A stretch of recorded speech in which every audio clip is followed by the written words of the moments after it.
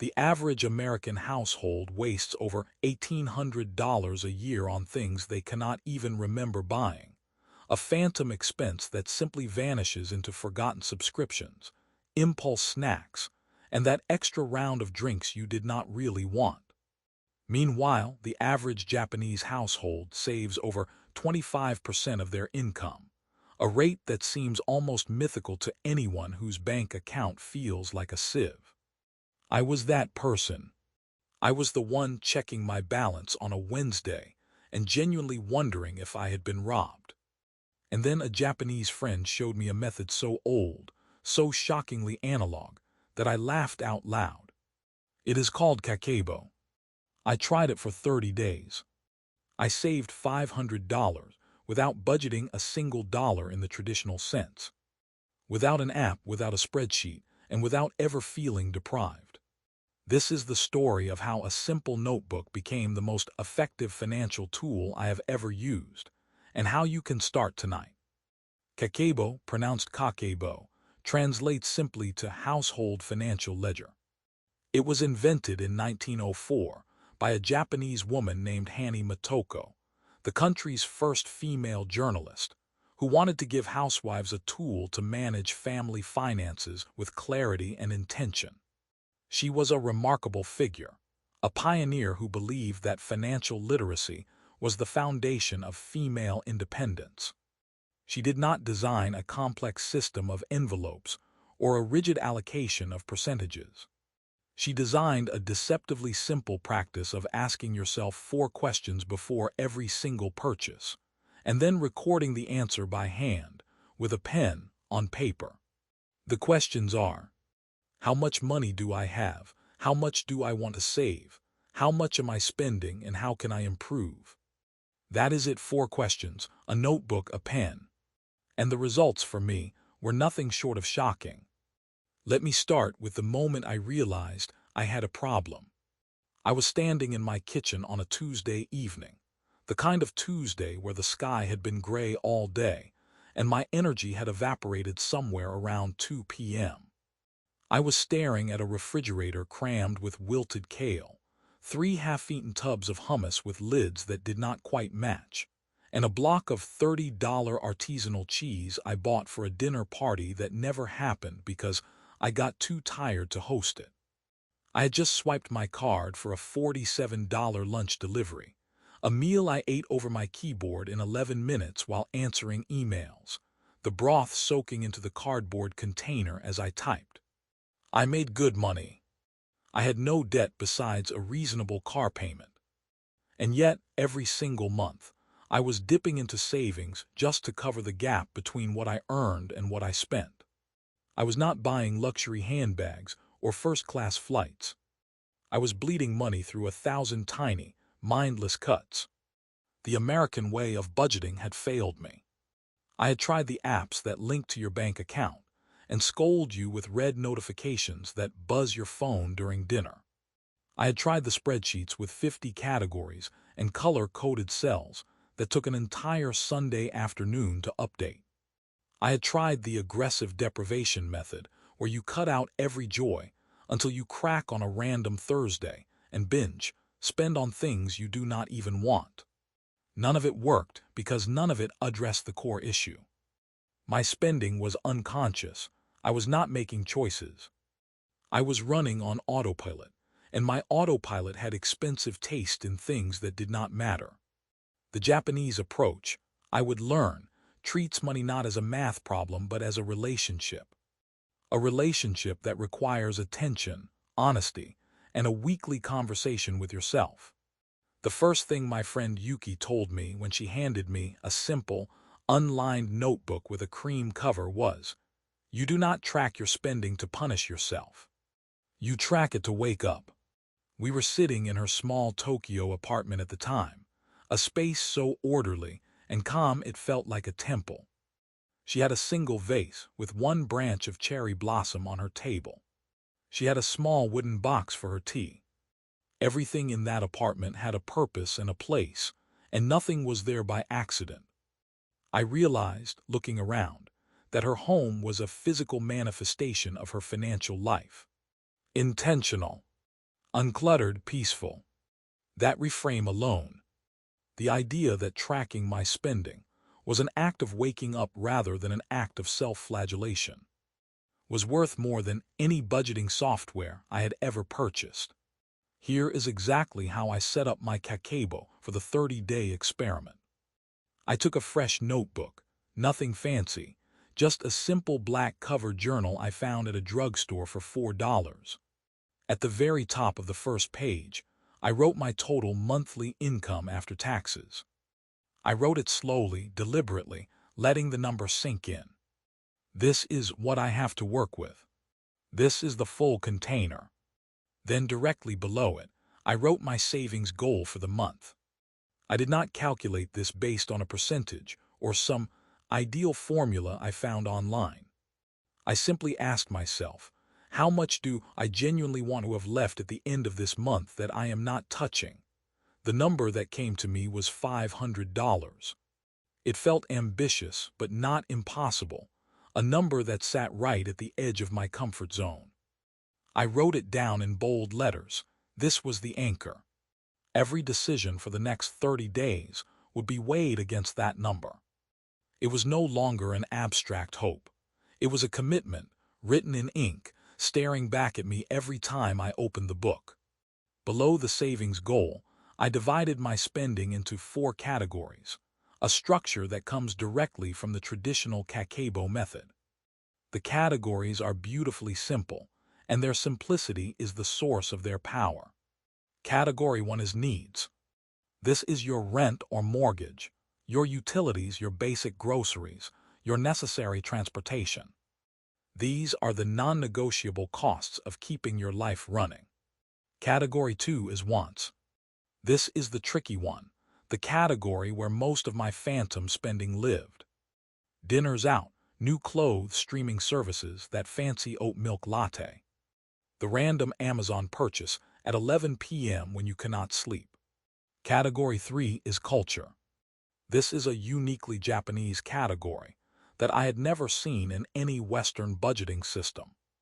And it stopped me cold when Yuki first explained it. It includes books, museum tickets, music lessons, language classes, anything that enriches your mind and soul. Category 4 is unexpected.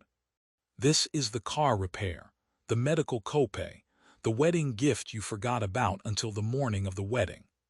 The genius of separating culture from wants is something I will return to later because it fundamentally changed how I view my own happiness and what I consider a worthwhile use of money. The daily practice of Kakebo is almost meditative. Every evening I sat down at my small kitchen table with a notebook, a pen, and my receipts. If I did not have a receipt, I wrote down the purchase from memory. I recorded each expense in its proper category, and then, this is the critical part, I wrote a single sentence about how that purchase made me feel. Not what I bought, how I felt. Lunch delivery, $47. Felt rushed and bloated, did not even taste the noodles. Just inhaled them while staring at a spreadsheet. Bookstore, $32. Felt curious and excited, already 50 pages in. The smell of the paper made me smile. Gas station candy bar, $4. Felt tired and bored, ate it in the car at a red light. Immediate regret and a weird film on my teeth. This emotional audit is not a quirky add-on.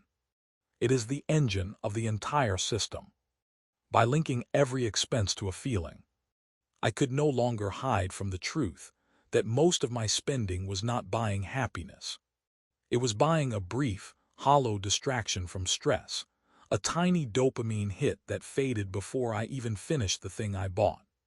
A 2022 study from Hiroshima University examined the spending habits of over 300 households using the Kakebo method, and found that participants reduced their overall monthly expenditure by an average of 18% within the first 2 months, not because they were forced to cut, but because the simple act of handwriting their purchases created a pause point that interrupted impulsive behavior.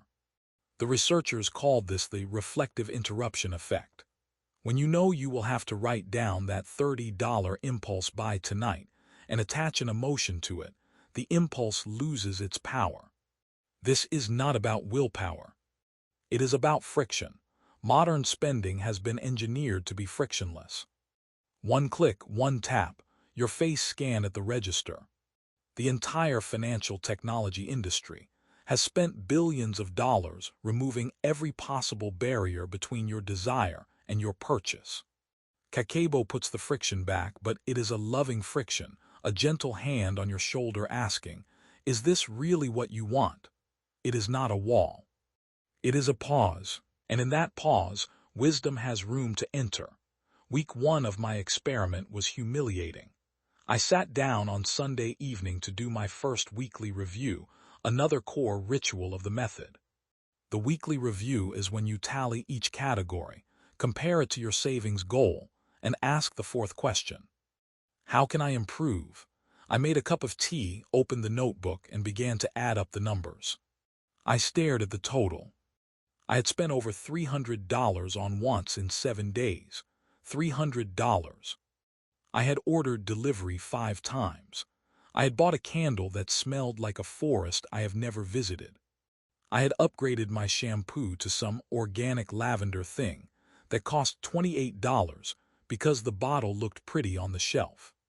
My emotional notes were a graveyard of felt stressed, felt bored, felt like I deserved it after that day. I read those words and I did not feel like I deserved it. I felt foolish. I felt exposed. The notebook was holding up a mirror, and I did not love the reflection. But here is where the Kakebo method diverges sharply from the American self-help culture of shame and grind. In the American model, you would now berate yourself. You would call yourself irresponsible. You would double down on deprivation and vow to spend nothing on wants for the next month. A vow that would last approximately 4 days. Yuki had told me something during our first conversation that I kept returning to. She said, "You are not a bad person for spending. You are just a person who was not paying attention. Now you are paying attention. That is the only difference." She said it with such calm certainty, as if she were describing the weather. I closed the notebook that night not with a sense of failure, but with a sense of clarity. I could see the leak now. The leak was not a lack of discipline. The leak was the story I was telling myself that spending money was a form of self-care, that every hard day earned a reward, and that the reward had to be purchased. I was not a broken person. I was a person who had been sold a story, and I had bought it literally. Week 2, I made one simple change. I did not impose a strict budget limit. I did not ban takeout. I did not create a complicated system of cash envelopes or daily allowances. I simply made a rule that before any purchase over $20, I would take a full 60 seconds to ask myself, how will I feel writing this down tonight? That was it. A 60-second pause. The first time I did it, I was standing in a home goods store.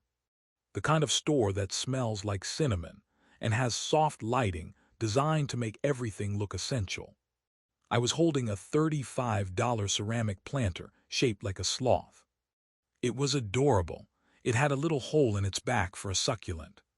I stood there for 60 seconds, genuinely envisioning myself writing, "ceramic sloth planter, $35" in my notebook. And the envisioned emotion was not joy. It was a faint embarrassment, a sense that I would look at that line item on Sunday and feel silly. I put the sloth down, I walked out, I saved $35. This was not deprivation. This was liberation. I was not telling myself no. I was simply giving myself enough time to realize I did not actually want the thing.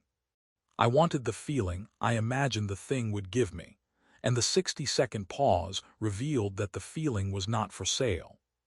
The third week brought a deeper revelation, and it centers on that culture category I mentioned. In Western budgeting, anything that is not a need is a want, and wants are often treated as frivolous, as the enemy of savings. Every budgeting book I had ever read lumped books and concerts and museum memberships into the same category as cocktails and throw pillows.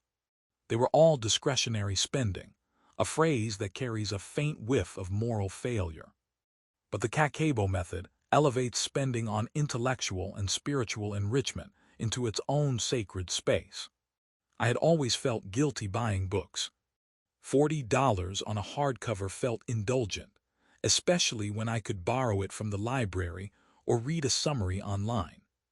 I would talk myself out of book purchases constantly, telling myself I was being responsible, and then I would spend the same $40 on 3 random items at Target without a second thought. Under the Kakebo system, a book is not a want. It is culture. It is an investment in your mind, in your capacity to think and feel and understand. When I gave myself permission to spend freely in the culture category, within reason, something remarkable happened. My spending on empty wants plummeted.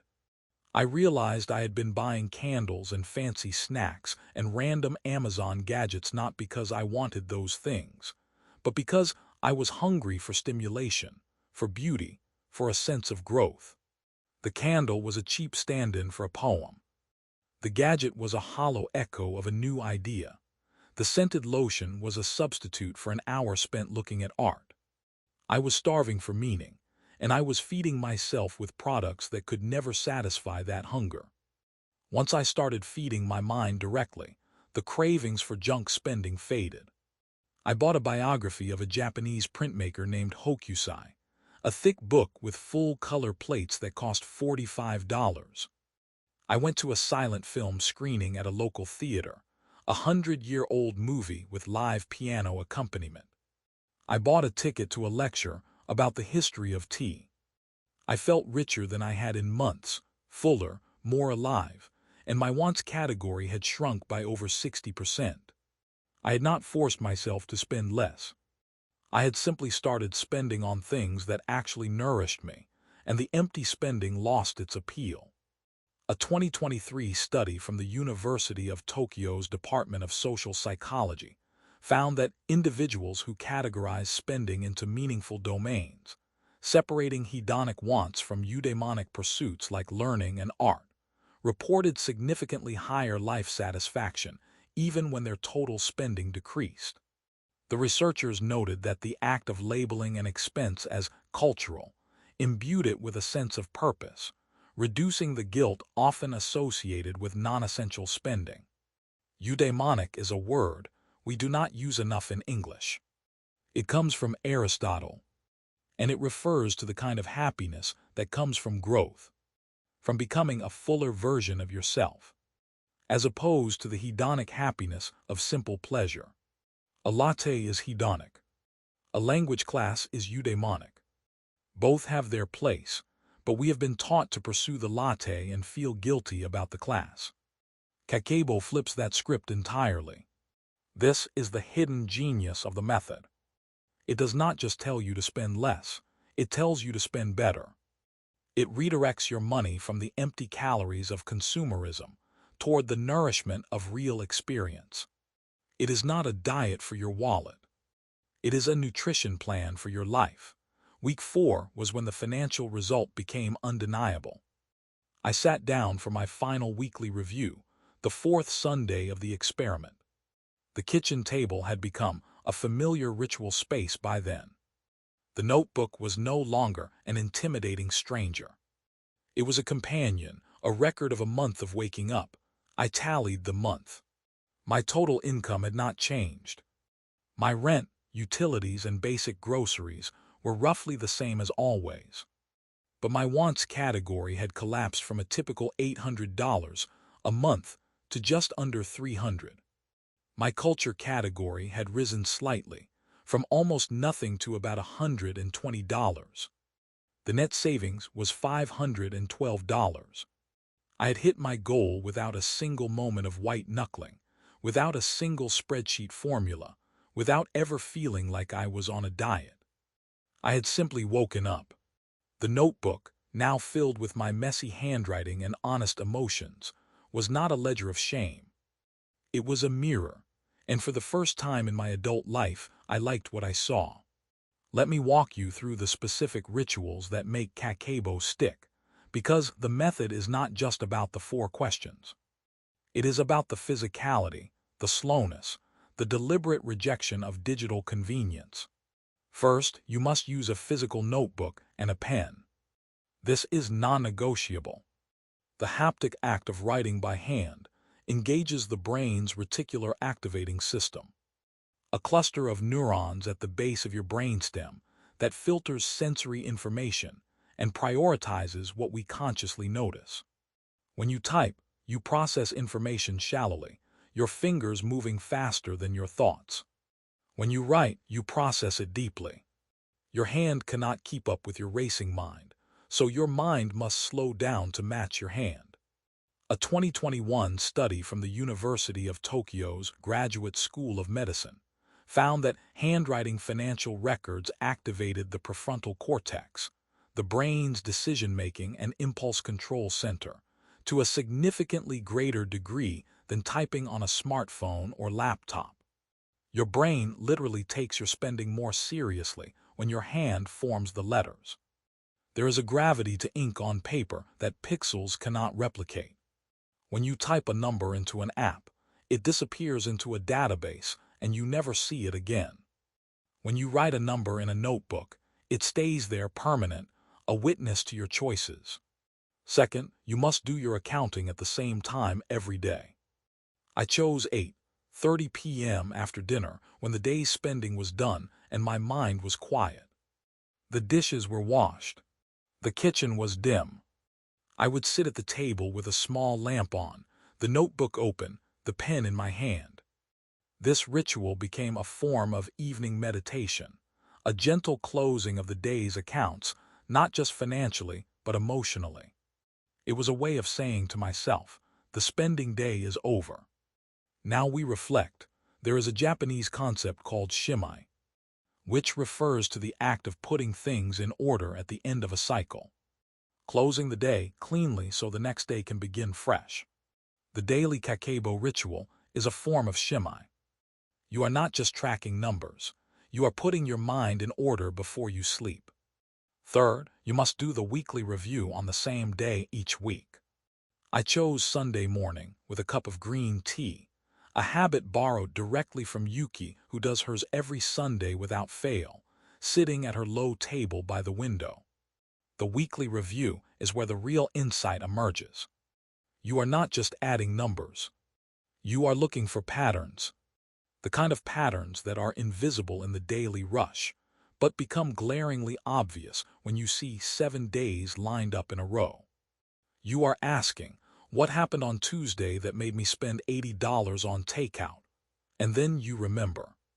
You were exhausted after that meeting, the one where your boss changed the deadline for the 3rd time. You came home and you could not face the kitchen. What can I do next Tuesday instead? Maybe you can have a frozen meal ready. Maybe you can plan a 10-minute walk before you even think about food.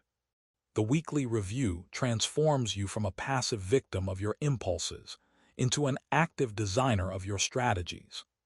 One of the most powerful techniques I adopted during the experiment is something the Japanese call shun, a concept borrowed from seasonal eating but applied here to spending. Shun means the peak season, the moment when something is at its absolute best, when a peach is perfectly ripe or a cherry blossom is in full bloom. In Kakebo, you are encouraged to identify the shun of your spending, the moments when your money genuinely brings you the most joy, and protect those moments fiercely while cutting everything else. For me, the shun of my spending was Sunday morning coffee at a specific cafe near my apartment. It is a small place with wooden tables and a barista who remembers my order. A $5 latte, an hour with a book, the sound of the espresso machine, the morning light coming through the front window. That $5 brought me more genuine contentment than the hundreds I was wasting on rushed weekday lunches.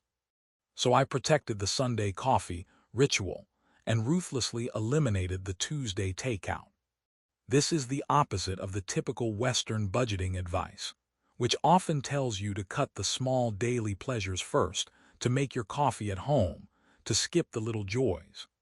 Kakebo tells you to find those small daily pleasures, the ones that truly resonate, the ones that make you feel like a human being and not a machine, and let them flourish while cutting the mindless consumption that brings no real joy. Identify the shun. Protect it, cut the rest. There is an honest caution I need to offer here, something I learned the hard way in week 3. The emotional audit, writing down how each purchase made you feel, can become its own kind of trap if you are not careful. I found myself, around day 18, starting to judge my feelings as much as my spending. I would write felt tired, ordered pizza, and then immediately think, I should not feel tired, I slept 8 hours, what is wrong with me? The notebook became a place where I was not just tracking emotions but policing them. I mentioned this to Yuki during a phone call, and she said something that stopped me short. The notebook is not a judge, it is a witness. A witness does not tell you your feelings are wrong. A witness just sees them. After that call, I added a small rule to my practice. After writing the emotion, I would add one line of self-compassion. Felt tired, ordered pizza. It was a hard day and I did what I could. That tiny shift from judgment to witness changed the entire tone of the practice. I was no longer interrogating myself. I was simply observing myself. An observation, it turns out, is the soil where real change grows. Let me address the elephant in the room. You might be thinking, I do not have time to sit with a notebook every night. I am too busy. I am too exhausted. I have kids and a job and a to-do list that never ends. I will start next month when things calm down. I said the same thing to Yuki. We were walking through a park in Tokyo, the gravel crunching under our feet, and I was listing all the reasons I could not possibly add one more task to my day. She listened patiently, and then she looked at me with a gentle smile and said, You have time to scroll on your phone for 40 minutes before bed. You have time to watch 3 episodes of a show you will not remember next year. This takes 5 minutes. You are not too busy, you are just afraid to look. She was right. The words landed like a stone in still water. The resistance to Kakebo is rarely about time. It is about the discomfort of facing your own choices. The notebook is a truth teller, and truth tellers are hard to invite into your home. They are uncomfortable guests. They do not let you maintain your comfortable illusions. But once you do invite the truth in, the relief is immediate. The anxiety of vague, unexamined finances. That low hum of dread that follows you through the grocery store and wakes you up at 3 a.m. is replaced by the calm of known, acknowledged finances. Even when the numbers are not what you want them to be, the knowing is better than the not knowing. The knowing gives you power. The not knowing just gives you anxiety. By the end of the 30 days, I had not only saved $500, I had fundamentally rewired my relationship with money. I no longer felt like a passive victim of my own impulses, a person to whom spending just happened. I felt like an active steward of my life, a person who made choices and understood why. The notebook, now filled with my own handwriting, had become a record of my values, not just my transactions. I could flip back through the pages and see the topography of my month.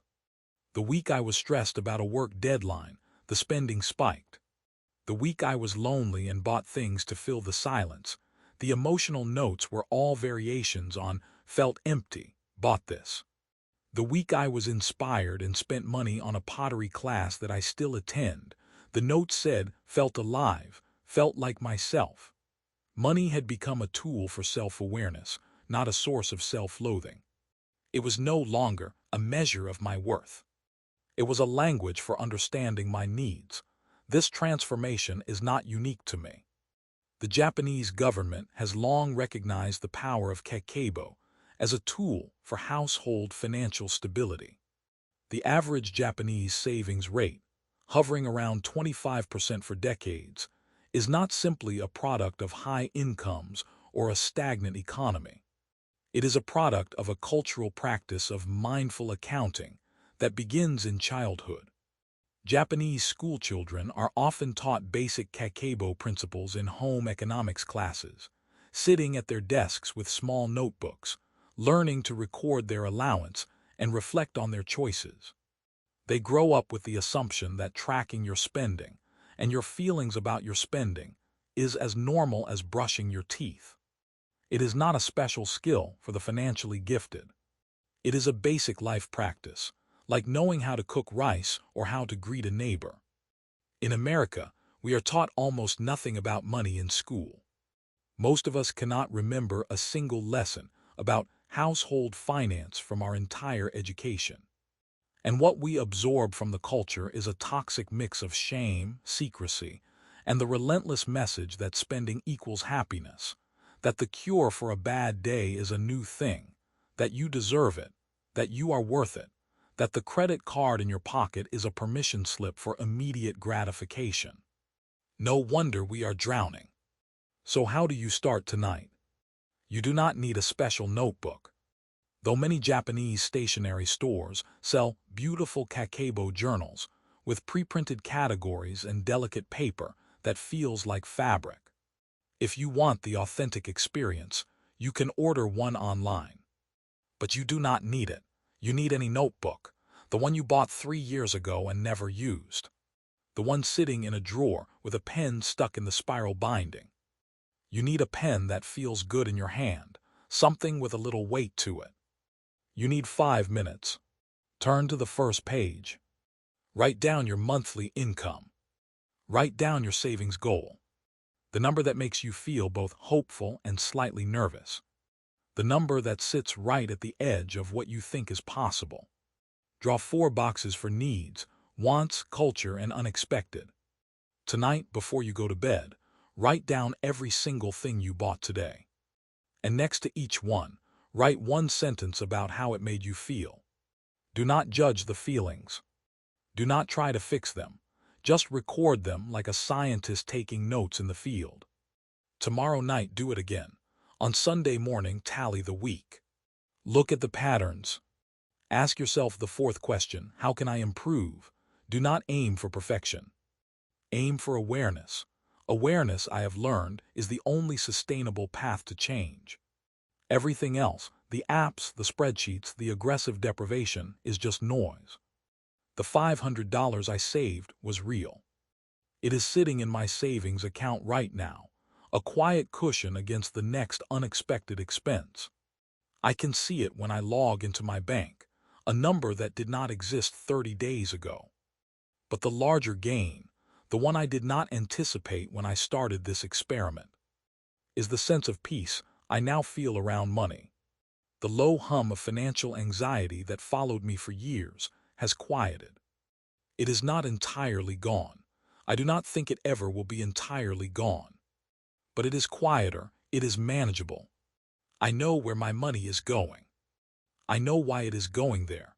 I know that I can choose differently tomorrow. Kakebo did not make me rich in 30 days. It made me conscious. And consciousness, my friend, is worth far more than $500. It is worth more than any number in a bank account. It is the foundation of a life where you are not running from your choices, but making them deliberately, with a pen in your hand and a clear mind. Try it tonight. The notebook is waiting. All you have to do is open it and begin.